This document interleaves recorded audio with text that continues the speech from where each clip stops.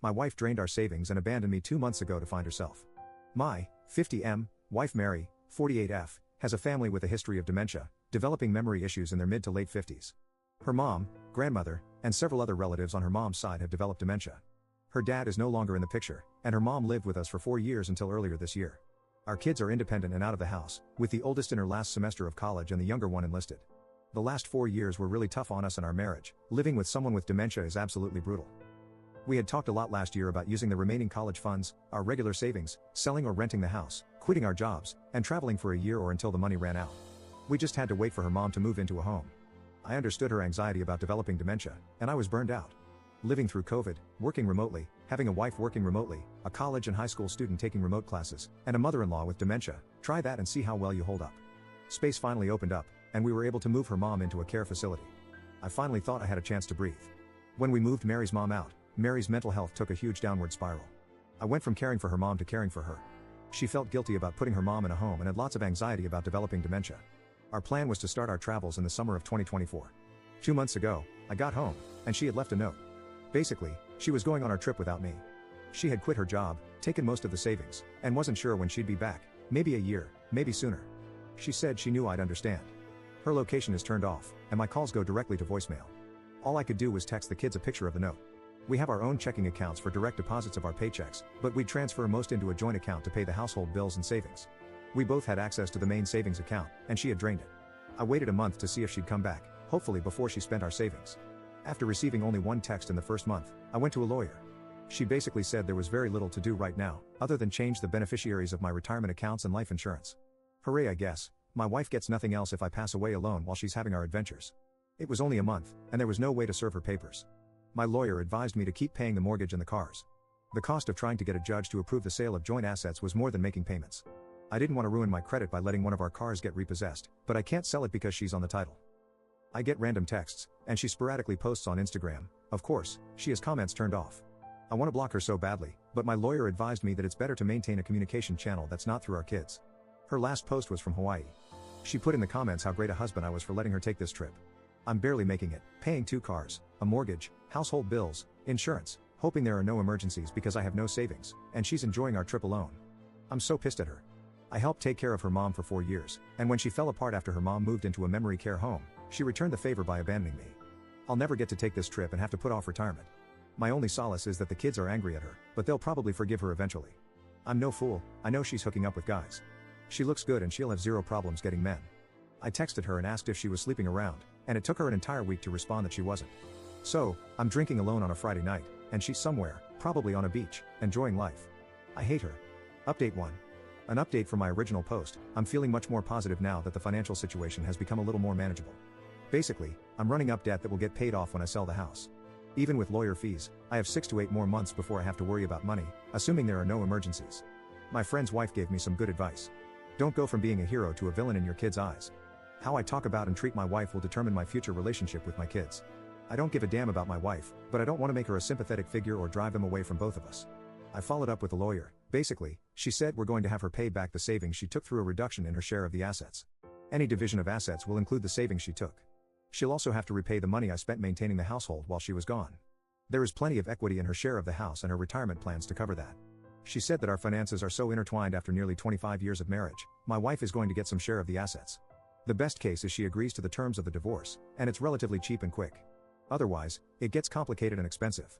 She gave me a lot of options and how much I can expect to spend, so I decided to just mostly wait. Now that my financial situation is less stressful, I'm actually enjoying her being gone. I'm free to do whatever I want, whenever I want. I don't have to cook or clean or take care of anyone. The house is quiet for the first time I can remember. I loved my wife, but her mental health weighed down our marriage. The first month or so, I expected her to be there whenever I'd get home. When someone was at the door or if I heard noises, I'd think it was her. I'd check the doorbell cam obsessively. I'm not looking forward to her returning. It has to happen, but when she comes back, I'll have to deal with her, the divorce, getting the house ready to sell, dividing all our stuff, finding a new place to live. I'm hoping she'll stay away until after New Year's, but my daughter said she thinks her mom will be home for Christmas. My lawyer will have papers ready to serve her. Hopefully, she'll just agree to the terms and continue her travels. Update 2. My wife texted me in the middle of December that she would be home for Christmas. I told her that our daughter and I would be at my brother's, and she obviously wasn't welcome. I'd leave her car in the driveway and the fob in the backyard. She wasn't allowed in the house unless I was there, as she didn't have keys to get in, So, she had to spend Christmas with her sister. When we got back, I met with her. I decided not to be overly confrontational because I didn't want to give her the satisfaction of thinking I cared enough to be mad.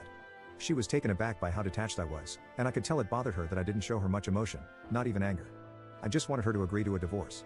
This is a summary of several different meetings, both with and without our daughter, who hasn't wanted to meet with her mom alone yet. I asked why she left without telling anyone. She said she didn't want to wait a year. She didn't want anyone talking her out of it, and she didn't want to work anymore. She wanted to leave before her mental health got worse. I'm sure it was mostly because she didn't want me to stop her from taking the money, and she knew I would take care of everything with the kids and the house when she left. We had decided to go in the summer of 2024 for a few reasons. Packing everything and getting the house ready to sell was going to be a lot of work. We wanted to make sure our daughter graduated college, got a job, and was settled, and we wanted to make sure we had money when we got back. We wouldn't have a house, cars, or jobs, so we needed money because it could take months to find work and a place to live. We didn't want to have any worries or deal with a mess back home. At some point in our planning, she began questioning, to herself, not me, if she ever wanted to go back to our old life. She didn't want to work full-time or buy a house and stay in one place after we got back. She wasn't sure what she wanted, but she didn't think she would figure it out by talking to me. I told her that's the reason we were taking the trip, to figure those things out together, to see what we wanted for the next part of our life. I asked her why she didn't just get a divorce before she left, because then, she wouldn't have had to do this behind our backs, and she would have had plenty of money without stealing our joint savings. She claims that she didn't want a divorce, she wanted us to live whatever life she figured out. I told her that's not how marriages work, one person deciding for the other. In talking and texting with our daughter, her family, my texts, and voicemails, she realized I might not forgive her, which she was right about. So, therefore, she might have to visualize a future without me. This is where I had hoped she would say some stupid crap like she was going to squander all her money living in a van and make travel vlogs, or she met some guy that she needed to wire money to so they could open an ice cream shop in Alaska.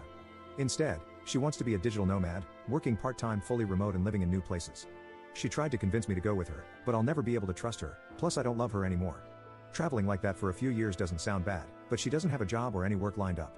She's not in her 20s, and that way of living will get old quick. No close friends, no family. I want her to make it work so she won't be here trying to get back into our lives. How are the kids doing? Our son wouldn't have seen us the entire time she was gone anyway. He only responds to her with very short texts. He told me she wanted to see him, but he said he was too busy and wouldn't be able to get away. He lives in the barracks, so it's an easy excuse to avoid her. My daughter stopped talking and texting her. She's pretty upset. Her worry turned to anger when she realized her mom wasn't having a mental breakdown but was just being selfish. If her mom was sticking around, they could probably work through it eventually. I just care that my daughter is happy, so whatever she decides, I'll support. Did she spend all the money? She spent around half. I think she realized she needed to figure it out before she completely ran out of money. Did she sleep with anyone? I didn't ask because I didn't care. Asking would imply I wanted her back or it would matter.